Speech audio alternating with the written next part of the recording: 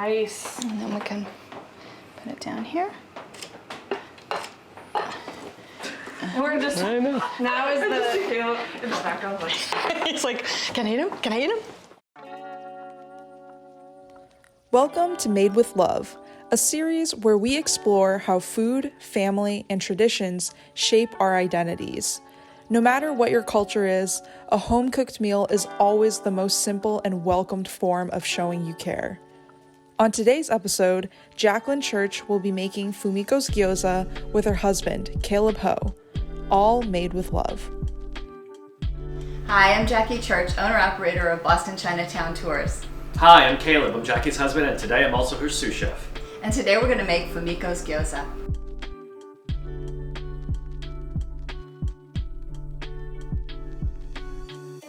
Let me just give you a little overview of what we're going to be working with today. We're going to make two versions of the gyoza. One that is the classic version with ground pork, and we have a loose ground pork. We're also going to make a vegetarian version, and for that we have some Chinese black mushrooms here that are soaking in hot water.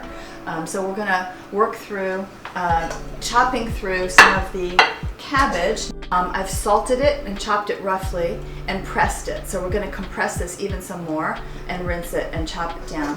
And so the basic process is adding some seasonings to our pork or our mushroom cabbage base, and then ginger and garlic and some other things, and then we'll start pressing and folding. We're going to do two different doughs today. We've got a homemade dough with a little turmeric, so golden dough, and then store-bought wrappers or pea. So I'll show you how to use both of these, and we'll wrap, and then we'll start sauteing and eating. So the first thing we need to do is prepare our vegetables that are going to be added to the dumpling filling. So we have chopped and you can see that. Chopped and pressed some Napa cabbage, and you can see the liquid in the bottom of this sieve. That's how much water is exuded from the cabbage. So I'm going to rinse it and chop it some more and roll it in a towel to actually squeeze out all the excess water. I'm going to put Caleb on carrot grating duty. Yes, so I can cook maybe 4 or 5 things, but Jackie, That's a great roast chicken. But Jackie, as the culinary expert, I quickly deferred all kitchen skills to her. I am really good at cleaning up and doing dishes, and then being her sous chef as needed. I'm happy to do all the messing up. He likes the one-pot meals because he does the cleaning. I'm half Japanese, but for some of my childhood I grew up in Hawaii, which is quite a melting pot. But I've always loved Chinese food, as everybody does, and always loved cooking. I started cooking when I was 10 or 13 or something. As we began to explore Chinatown more, it happened one day that I got asked to help lead Chinatown tours for another tour operator who trained me, actually. And when she decided to jettison her Chinatown tours operation, I acquired it from her. So Boston Chinatown Tours now is my business. I acquired it just before the pandemic hit, so I had a good year. And since the pandemic, I've really worked at kind of pivoting towards advocacy for Chinatown. So I have written articles for Boston, Edible Boston, for Food and Wine magazine. So I really feel like my sort of foot in two worlds helps me bridge these two communities. So people who are curious about Chinatown but don't have an entree, don't have a husband, don't have a job that brings them in, on my tours they learn about the immigrant history of Chinatown, they learn about various cultural aspects and food, the traditions around different holidays. We decided to do these dumplings for a couple of reasons. This particular recipe is my mother's recipe. My mother is 84 now, I think. But when I first was dating Caleb and brought him home, for the first visit, she made a plate of these, a batch of these dumplings for him. And he adored them and said they were the best dumplings he'd ever had. And then she, of course, loved that. So there was this big love fest going on between my mother and my then new boyfriend. So every time we would go to visit, she would say, "Caleb, I made some dumplings for you." And he would say, "Fumiko, these are the best dumplings I've ever had." And and I was also sitting there saying, "Hey, I'm hungry too." So their love affair started over these dumplings. So it's played a role in our relationship. My mom didn't cook that much, especially Asian food, because she was a new immigrant here. She came to the country in 1959. She wanted to be an American housewife. So I grew up eating things like Velveeta on Wonder Bread, TV dinners, and things that were very modern back then. So she wanted to be a modern American housewife. It actually wasn't until later, when I went to college and I got exposed to more Asian food, I came home and I'm like, Mom, how come you never taught me to make this? How come you never taught me to make that? So we started, actually by the time I was in college, making more of this food together. Anyway, I'm going to divide this now into the 2 bowls. So we have roughly half in each. So I grew up Chinese American in Southern California, and dumplings were always just a fantastic treat for me as well.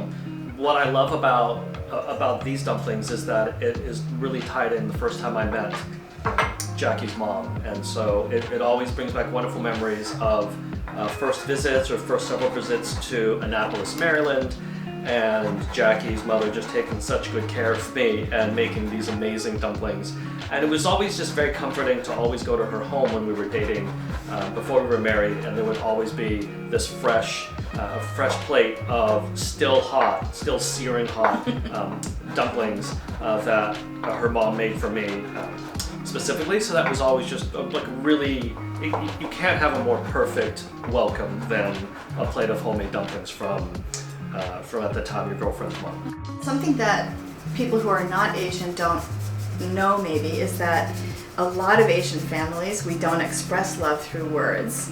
It's a very American thing to say I love you, to give someone a hug.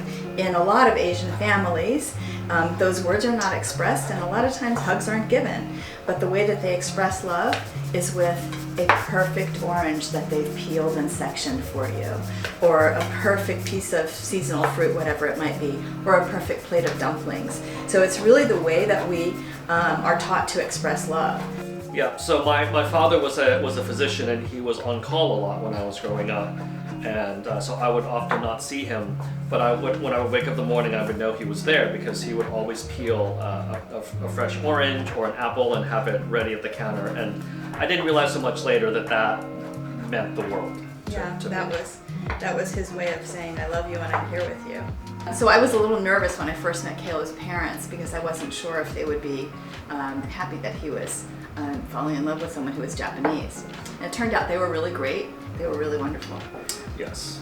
My parents, I remember my parents bounded off the elevator in the hotel and made a straight beeline for Jackie. They were so excited to meet her. They were so I actually did not tell them anything about Jackie, including her ethnicity. So because I just wanted them to experience Jackie without any preconceived notions, and they immediately fell in love with her. And so that was our story, and we've been together ever since. I'm working on the vegetarian filling here. We are pretty much ready to start with the next phase of the dumpling making, which will be to actually start filling and pleating the dumplings. But I just remembered one of my favorite tips for the vegetarian dumpling. Because you don't have the fat that you have from meat, you want something to kind of give it a little oomph, a little juice, and a little emulsification. So I add a little bit of chia seed. So ground chia seed attracts moisture. So I have the mushroom soaking liquid here, and I have the chia seed here. So I'm going to add maybe a tablespoon sprinkled over this with a little bit more of the mushroom juice, and you will see it's going to be full of umami and nice and juicy. So this is a beautiful spice blend. I'm going to put probably maybe a quarter teaspoon, a couple pinches there. I actually add a little coriander, so mine is 6 spice, but it's super yummy. Smell. So that's fun. Okay. So we're ready to start wrapping some dumplings now. I wanted to give you just a lay of what we've got here. This is our emulsified now mushroom, carrot, cabbage filling. We have a little cornstarch slurry here. So this is just cornstarch and water, which will help us seal the wrappers. So these are store-bought wrappers, which you can get in every grocery store, every Chinese grocery store. They're thick enough that they're going to fry well and give us a crispy bottom, but they also are dry, so they're not going to seal. So that's why we have to use the cornstarch slurry. That's like a little paste that's going to help us seal it. Here's a fun fact. A Chinese soup spoon The bowl of it is exactly a tablespoon. You can take that. So we're going to place our filling sort of there in the middle. So you just got to stick your very clean finger into, a little more water in here. Very clean finger into our cornstarch slurry here and just paste around the side. All right, so a very easy fold is just to fold it in half like a taco and seal it. And that's fine, we can do that. And look, you're already making dumplings. How cool is that? Look at you making dumplings. Great. Oh. So now we're gonna fold it right in the middle, like so. So pinch it in the middle, okay? And then on my right hand, I'm gonna do a couple of pleats towards the middle. So you fold it towards the middle. Towards the middle, that way. Front seals to the back is flat. Okay, now we're gonna fold this way, towards the middle. I don't know. My left hand. My right hand really could do that. My left hand's like, what do you want me to do here? We're using store-bought wrappers for these, but we're gonna switch to the homemade dough. This is the challenge with store-bought wrappers. They can be stiff, and I could tell as soon as I opened it this was gonna be a problem. They're fairly dry, and so it's very hard to get them pliable enough to stick and sealed properly. And you really want the dumpling not to open up and fall apart when you're cooking it. All right, so we're gonna try and roll out our dumplings. Dumpling skin. So we want to just get kind of a circle, and then my right hand is dominant hand, so I'm going to push with my right hand on the rolling pin, and I'm going to pull gently with my left hand. So it's a double-handed motion, and that's what stretches this wrapper out. We moved to the homemade dough because our store-bought wrappers were just too dry. You have to really be mindful of the fact that the humidity level in the air really changes how the dough works with your hand. One thing I wanted to point out, in the middle of the wrapper that you've just rolled out, you want to have what we call the belly. It should be a little thicker in the middle and thinner on the outside, because the outside is going to be doubled when we pleat it. You don't want to roll straight across. You want to roll from the middle out or from the outside in. I find it easier to do outside in. Some people prefer to do inside out. But either method, the idea is you want to keep a little belly. This is a very interesting technique we have over here. Yeah, so gyoza refers to this kind of dumpling that we pan fry, and it's a 3-step process. Fry, steam, fry. So this is the classic gyoza. Look how amazing that is. You're amazing, honey. That Wait, is show it to the camera. beautiful. Beautiful. You did that all by yourself. I did it all by myself. It's not authentic, but it's Caleb approved. It'll taste really good. It'll taste good. It'll taste really This good. is always what I tell people when I'm doing dumpling classes, is not to be embarrassed, because even the ugly ones are tasty. And I'm going to show you the other technique now. So if we were to roll this just straight across and use a biscuit cutter to cut a flat circle, the advantage is if you had a big surface and a lot of dough, you could cut out a lot of wrappers at once. But the problem is, if you don't have a thinner edge and a belly in the middle, then you've got too much dough in the pleating. If we use our biscuit cutter, what I would do is then just roll out the edges a little thinner. So you still have a very nice little belly. Oh, I guess I should have used a bigger one.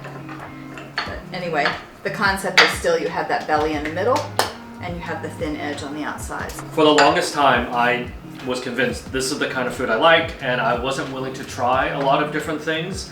And in my entire relationship with Jackie, she's very patient, and when in terms of introducing me to new foods, to new spices, things that I normally would have never thought I would have enjoyed.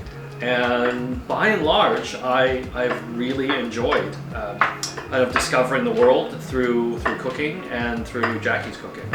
It's one of the nice things about food, right? You can travel, especially in times like COVID times, when we can't actually get on a plane and travel safely.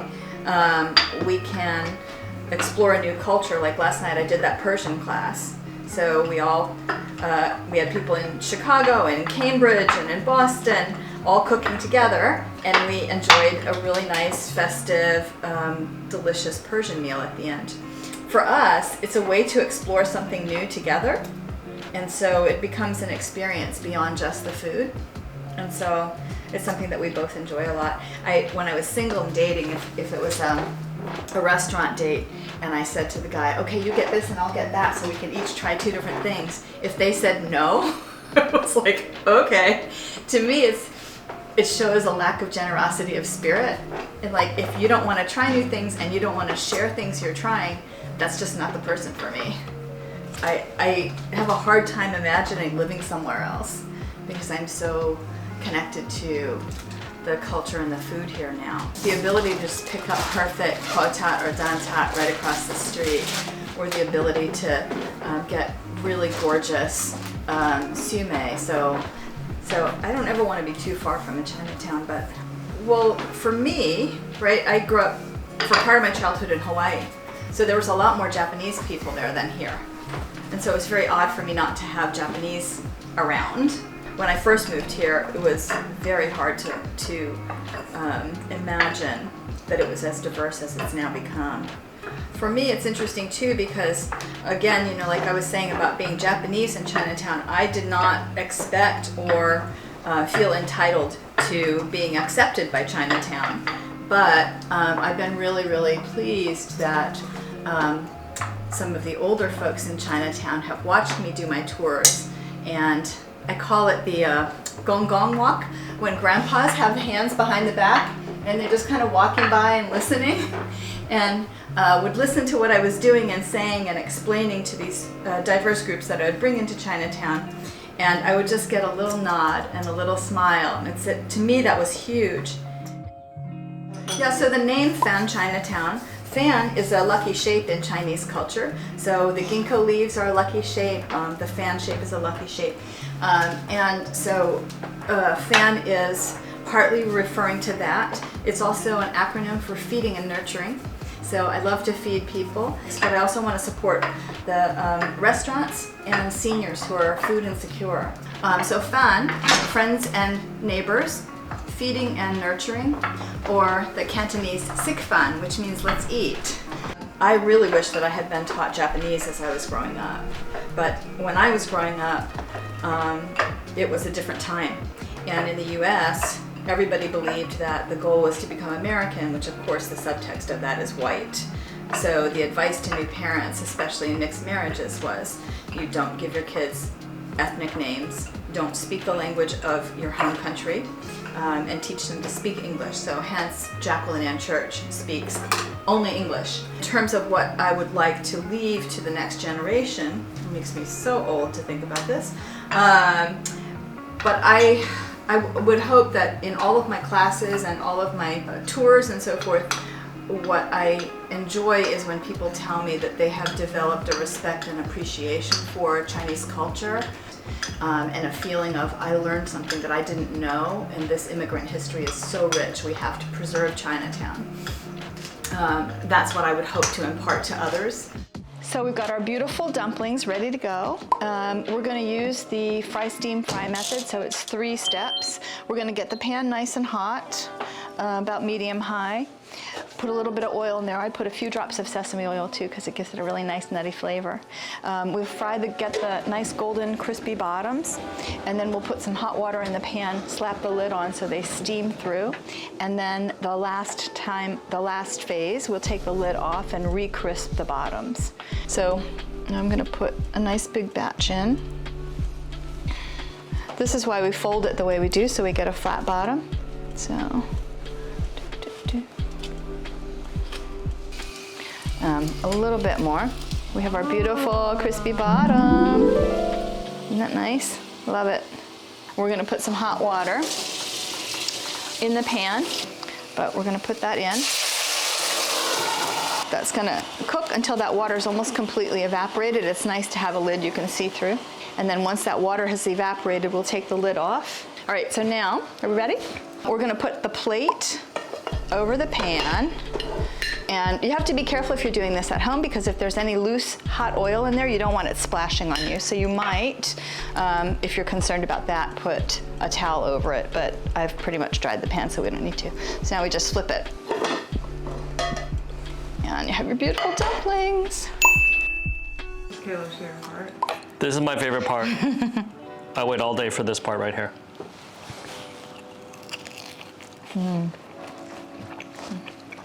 It's so good. For me, it just tastes like every kind of childhood memory. It reminds me of, visits to Annapolis with Jackie's mom. It's just a lot. There's a lot. In addition to this being really good, there's just a lot of sense memories related to this. And dumplings are it's the perfect food. Yeah, okay.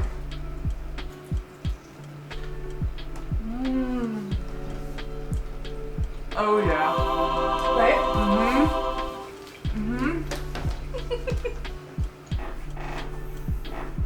Thank you for sharing the afternoon with us and for letting us introduce you to Fumiko's Gyoza. Please continue to support your local Chinatown and your local businesses. And come see us in Chinatown sometime. Find me on socials at JC Craves.